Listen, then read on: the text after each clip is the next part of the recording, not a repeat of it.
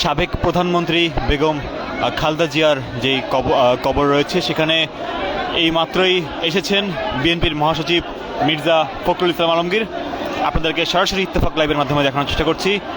BNP মহাসচিব মাত্রই প্রবেশ করেছেন, দেখতে পাচ্ছি নেতাকর্মীদের সাথে তিনি প্রবেশ করেছেন। সেখানে পুষ্পস্তবক এবং যেই দলের নেতাকর্মীদেরকে নিয়ে আমরা দেখতে পাচ্ছি তিনি এখানে কিছুক্ষণ অবস্থান করবেন এবং এখান থেকে চলে যাবেন। আমরা সরাসরি রয়েছি। এছাড়া আজ সকাল থেকে আমরা দেখছিলাম যে বিএনপির বিভিন্ন নেতাকর্মীরা এখানে উপস্থিত হয়েছেন। বিএনপির লুৎফুজ্জামান বাবর সাবেক স্বরাষ্ট্র প্রতিমন্ত্রী, তাকে আমরা দেখেছিলাম, তিনি এখানে এসেছিলেন এবং এর পরপরই বেলা 12টার পর জনসাধারণের জন্য উন্মুক্ত করে দেওয়া হয় এই যেই বেগম জিয়ার যেই কবরটি রয়েছে সেটি। এবং আমরা অনেক মানুষকে দেখেছি তারা এখানে পুষ্পস্তবক অর্পণ করেছেন এবং ফুল দিয়ে শ্রদ্ধা জানিয়েছেন। সকালের পর থেকে অনেক মানুষ এখানে দোয়া করছেন, অনেক আগত মানুষকে দেখতে পাচ্ছি। বিএনপি মহাসচিব মির্জা ফখরুল ইসলাম আলমগীর তিনি এখন দেখতে পাচ্ছি তিনি একাকী দাঁড়িয়ে আছেন এবং এখানে তিনি দোয়া করবেন বেগম জিয়ার জন্য। আমরা দেখতে পাচ্ছি তারা দোয়া করছেন।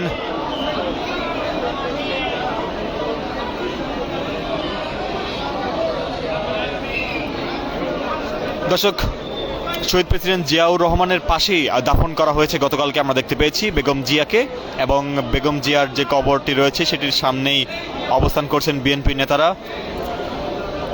বিএনপির মহাসচিব মির্জা ফখরুল ইসলাম আলমগীর তিনি ইতিমধ্যে এসেছেন এবং এসে তিনি দোয়া করছেন, দেখতে পাচ্ছি আমরা।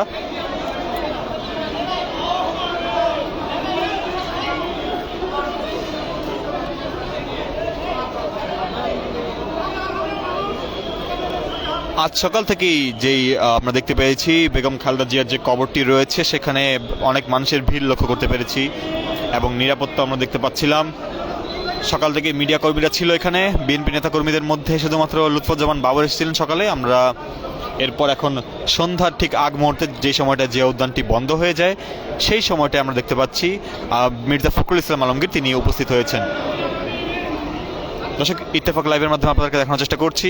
আজ সকাল থেকে উন্মুক্ত করে দেওয়া হয়েছে বেগম জিয়ার সমাধিস্থল।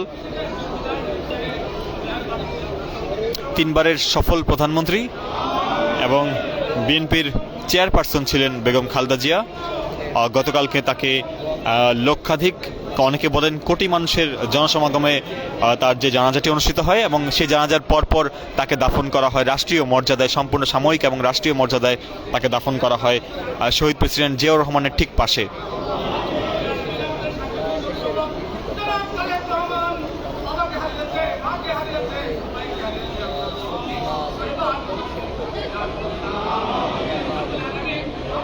দলের মহাসচিব হিসাবে মির্জা ফখরুল ইসলাম আলমগীর তিনি ঠিক শেষ মুহূর্তে, ঠিক সন্ধ্যার ঠিক আগ মুহূর্তে তিনি এসেছেন সাবেক এই প্রধানমন্ত্রীর যেই কবরটি রয়েছে সেই কবর জিয়ারত করতে। তিনি এখন দোয়া করছেন, আমরা দেখতে পাচ্ছি মির্জা ফখরুল ইসলাম আলমগীর তিনি রয়েছেন।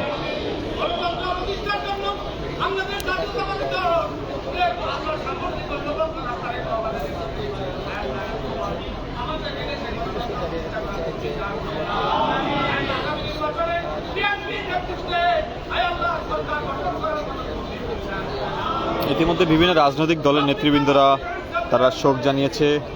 এখনও বাংলাদেশের যে রাষ্ট্রীয় শোক সেটি চলমান অবস্থায় রয়েছে। বিভিন্ন স্থানে বাংলাদেশের পতাকা অর্ধনমিত অবস্থায় দেখা গিয়েছে। মির্জা ফখরুল ইসলাম আলমগীর তিনি এসেছেন এবং কিছুক্ষণের মধ্যে তিনি মিডিয়ার সামনে কথা বলবেন। আমরা আপনাদের সাথে সংযুক্ত থাকার চেষ্টা করব, দেখানোর চেষ্টা করব পরবর্তী চিত্র ইত্তেফাকের মাধ্যমে।